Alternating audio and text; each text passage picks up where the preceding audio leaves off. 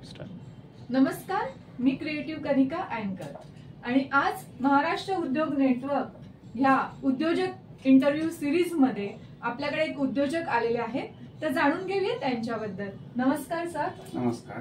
तर आपलं नाव? मी Rajendra Jadhav. True solutions ही माझी कन्सल्टंट फर्म आहे आणि त्याच्यामध्ये मी मेनली एनर्जी आणि सेफ्टी याच्या रिलेटेड कन्सल्टन्सी प्रोव्हाइड करतो. हा व्यवसाय जो आहे तो किती वर्षापासून तुम्ही करताय? या व्यवसायाबद्दल सांगायचं तर माझा खरा अनुभव इंडस्ट्रियल आहे, जो साधारण 30 वर्षाहून जास्त आहे.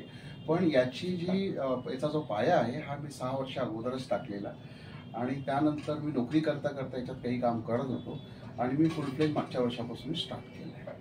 हाच व्यवसाय करावा असं तुम्हाला का वाटलं? हा व्यवसाय जो आहे ना, जो माझा एनर्जी सेव्हिंग किंवा energy audit and safety audit हा जो विषय आहे, हा फक्त एक पॉवर सेव्हिंग हा विषय नसून किंवा सेफ्टी हाच विषय नसून हा एक जागतिक ज्वलंत प्रश्न आहे.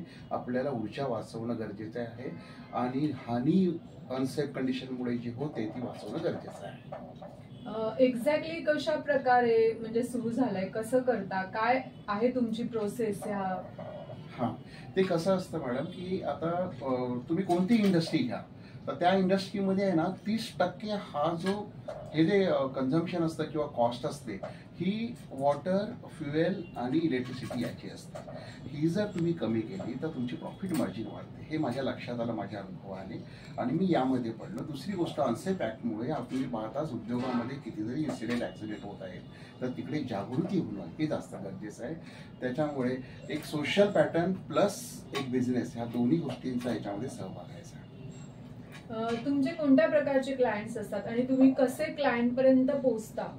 हां, माझी मेन क्लायंट हे इंडस्ट्री आहे किंवा ज्या ठिकाणी समजा 5 लाखाच्या वर बिल येतं अशा काही कॉर्पोरेट्स आहेत, मोठे मोठे हॉस्पिटल्स आहेत, काही हॉटेल्स आहेत किंवा मोठमोठ्या इंडस्ट्री ज्या ठिकाणी जास्तीत जास्त ऊर्जेचा वापर होतो ते माझे क्लायंट आहेत. तर बरं, त्या ठिकाणी पोचायचं म्हटलं तर आता तुम्ही बघताय ही जी सिरीज आहे महाराष्ट्र उद्योग नेटवर्क, या ठिकाणसारखे असे नेटवर्क संस्था ज्या आहेत ह्याही आम्हाला मदत करतात आणि त्यातून सुद्धा आहे ना आम्ही एक नेटवर्किंग करतो. त्याचबरोबर इथे वेगवेगळे जे उद्योजक भेटतात त्यांचं सहकार्य करतात. तुम्हाला म्हणजे असं हा व्यवसाय करताना काय म्हणजे प्रॉब्लेम्स कधी आलेत की काय, कसं?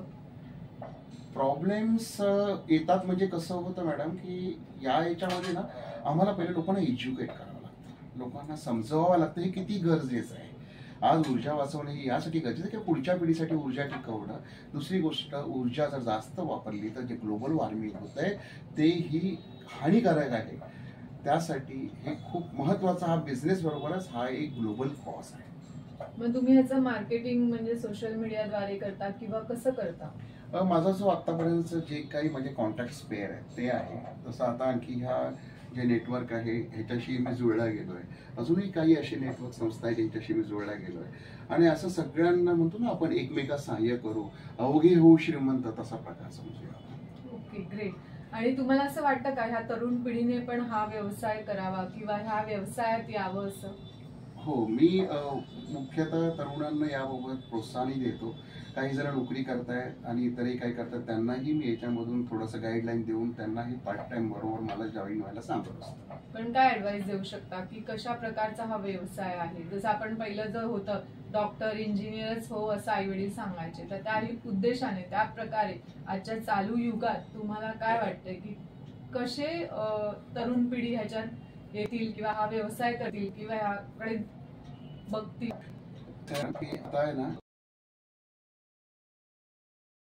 पिच करायला जाताय आणि त्यांना तुम्ही समजवता ह्याच्याबद्दल, कारण कधी कधी काय लोकांना फक्त काम करायचं असतं, सेफ्टी म्हणा किंवा जे आपल्या ऑफिसचे वस्तू असतात ते कसेही वापरतात, तर असं कधी तुम्हाला आलाय का अनुभव? हो, असं आलंय. म्हणजे कसं आहे की एका ठिकाणी मी त्यांना सजेस्ट केलेलं, मी त्या कंपनीचं नाव नाही सांगणार, पण त्या ठिकाणी मी सजेस्ट केलेलं की त्या ठिकाणी स्टॅटिक इलेक्ट्रिसिटी होऊन स्फोट होऊ शकतो, कारण त्यांच्याकडे बरोबर त्याप्रमाणे अर्थिंग नव्हते. त्यांना सांगूनही त्यांनी ऐकलं नाही आणि काही काळानंतर त्याच ठिकाणी मोठा स्फोट झाला होता. तर हे कसं होतं, लोकांना आहे ना त्यांना विचारलं, त्यांना सांगितलं, त्यांना वाटतं आमच्याकडे सगळं सुव्यवस्थित आहे आणि आमको खर्चा नाही करणे काय, पण त्याच्यानंतर त्यांना उलट जास्त खर्च झाला आणि त्यांचं नुकसान जास्त झालं आणि जीवितहानी पण झाली. असं होतं. Precaution is important.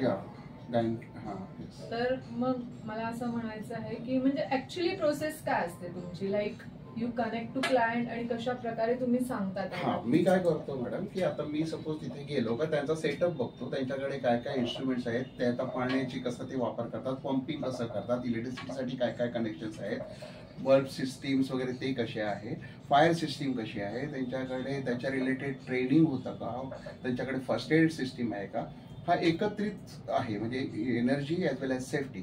मग याच्यामध्ये जिथे त्रुटी आहेत त्या त्रुटी मी त्यांना दाखवतो, ज्या ठिकाणी कॅल्क्युलेशन पाहिजे तिकडे कॅल्क्युलेशन करून देतो, जिकडे त्यांना सजेशन पाहिजे सजेशन देतो, आणि त्यातून किती सेव्हिंग होईल किंवा किती इन्सिडेंट आपण कमी करू शकतो हे त्यांना मी रिटर्नमध्ये देतो. असं माझी ती प्रोसिजर आहे. तुम्हाला अजून व्ह्युअर्सना काय सांगावं वाटतं, कारण मी जर ऐकलं तर मला पण हे नवीन होतं. जसं अकाउंट ऑडिट आपल्याला माहित असतं, येस, पण हे ऑडिट जरा मला पण नवीन वाटलं. हां. तर आपल्या व्ह्युअर्सना पण जर तुम्हाला सांगायचं असेल काही तुमच्या व्यवसायाबद्दल तर सांगू शकता. हां, मी हे सांगेन की सर्व मित्रमैत्रिणींनो की आत्ताच्या काळामध्ये सगळ्यात मोठा भेडसावणारा जो प्रश्न आहे तो आहे इंधनाचा आणि पाण्याचा, आणि दुसरी गोष्ट निसर्ग पर्यावरणाचा ऱ्हास होतो त्याचा. तेव्हा त्यासाठी या प्रकारचे ऑडिट होणं आणि त्यातून आपण ऊर्जा कमीत कमी कशी वापरू आणि नैसर्गिक साधनाचा वापर कसा करून घेऊ आणि त्याचप्रमाणे नैसर्गिक जे काय झाडं आहेत वनस्पती वाढवून त्या प्रकारे त्यांच्या सान्निध्यामध्ये कसं छान जगू याचा प्रयत्न जरूर केला पाहिजे. धन्यवाद सर. थँक्यू. आणि व्ह्युअर्स तुम्ही ऐकलंच असेल तर आपल्या कंपनीची जर काळजी घ्यायची असेल तर नक्की ऑडिटसाठी संपर्क साधावा सरांना. धन्यवाद. धन्यवाद.